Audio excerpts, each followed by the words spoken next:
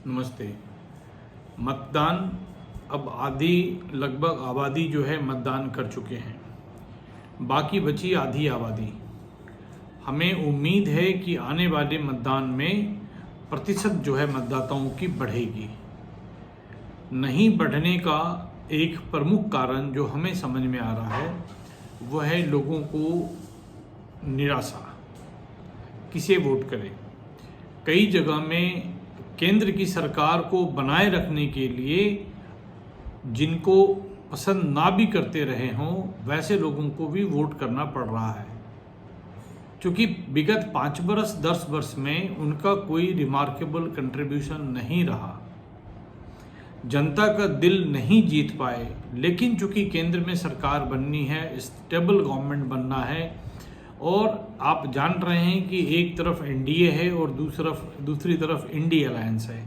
INDI alliance किसी भी प्रकार से इसका भरोसा नहीं किया जा सकता है, क्योंकि इसमें जो अंग हैं जुड़े हुए वो अपने राज्य में ही इंडी अलायंस को तोड़ मरोड़ के रख दिया है। जैसे आप बिहार में ही लेंगे तो इंडी अलायंस में कांग्रेस की भूमिका नगण्य हो गई, क्योंकि जो उनके जो मेजर पार्टनर हैं उन्होंने उनको नियमानुसार जगह नहीं दिया।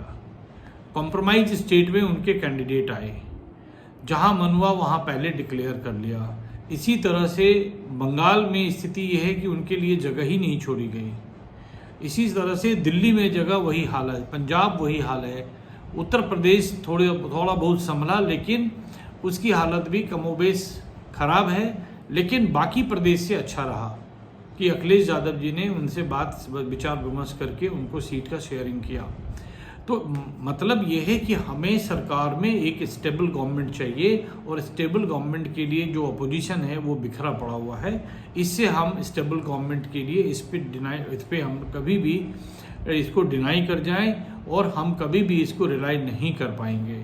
तो आपके और हमारे पास चॉइस नहीं बच रहा है, क्योंकि देश में विपक्ष की कमी है, ये मैं पहले से भी कह रहा हूँ। अब एनडीए के अगेंस्ट कांग्रेस विहीन आपको एक राष्ट्रीय दल की आवश्यकता पड़ेगी।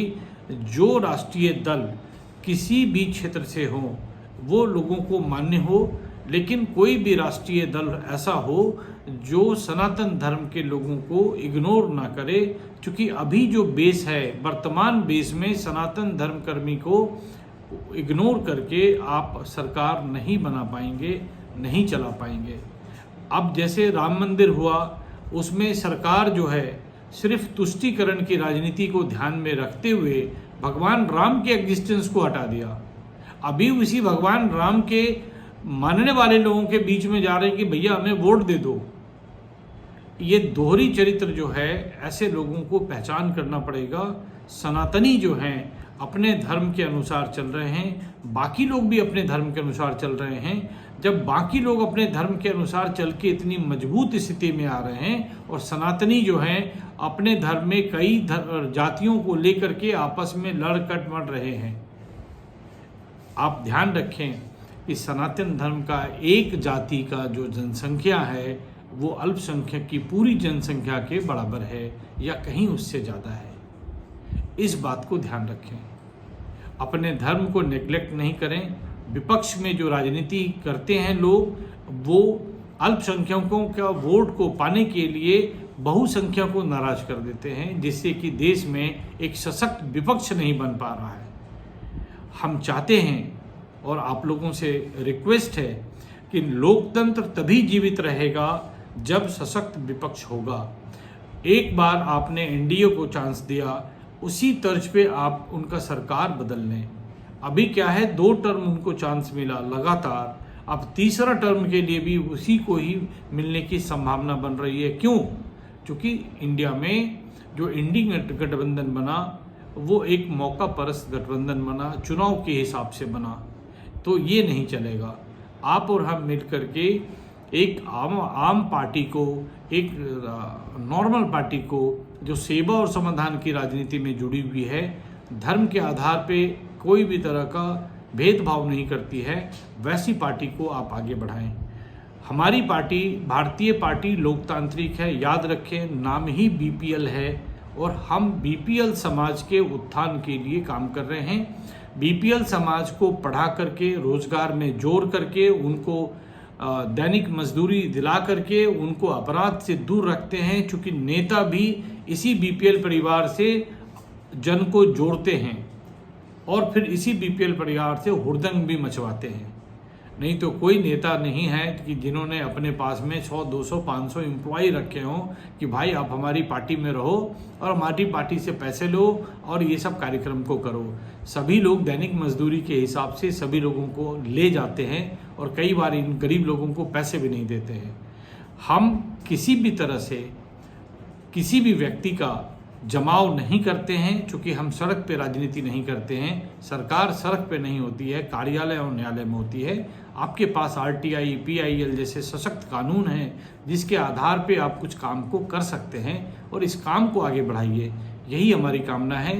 भारतीय पार्टी लोकतांत्रिक के कार्यों को देखें, वोट नहीं मांग रहे हैं। वोट तब आप देंगे जब आपको इनका कार्य पसंद आएगा। हम हाथ जोड़ करके वोट मांगने वाले नेता नहीं बनना चाहते हैं, ना आपको कष्ट दे के सड़क जाम करना चाहते हैं, ना कानून का उल्लंघन करना चाहते हैं, क्योंकि हम स्वयं अगर कानून का उल्लंघन करेंगे तो निश्चित रूप से आपको कानून का पाठ नहीं पढ़ा पाएंगे। बीपीएल पार्टी गरीबों के उत्थान के लिए बनी है और गरीब जब सुखी होंगे तो निश्चित रूप से अमीर भी सुखी होंगे, क्योंकि अमीर का काम गरीब करता है, अमीर का काम अमीर नहीं करता है। ध्यान रखें, पार्टी के कार्यों को देखें। मैं आपको ना तो मैं मतदाता बनने बोल रहा हूँ, ना मैं इसके लिए आपको बोल रहा हूँ कि आप पार्टी का सदस्य बने, क्योंकि सदस्यता अभियान में हमारा कोई रुचि नहीं है। काम देखें, काम भरें, आप सदस्य नहीं बन के उपभोक्ता बने कि काम अच्छा है तो इनाम मिलेगा, काम अच्छा नहीं है तो आपसे हमारा कोई नाता रिश्ता नहीं है। राष्ट्र सर्वोपरि है, राष्ट्र के अलावा और कोई विषय पे बात नहीं हो सकती है, किसी व्यक्ति विशेष पे बात नहीं हो सकती है। धन्यवाद। जय हिंद। देश में राष्ट्रवादी सरकार बनाएं और देश को आगे चलाएं। धन्यवाद।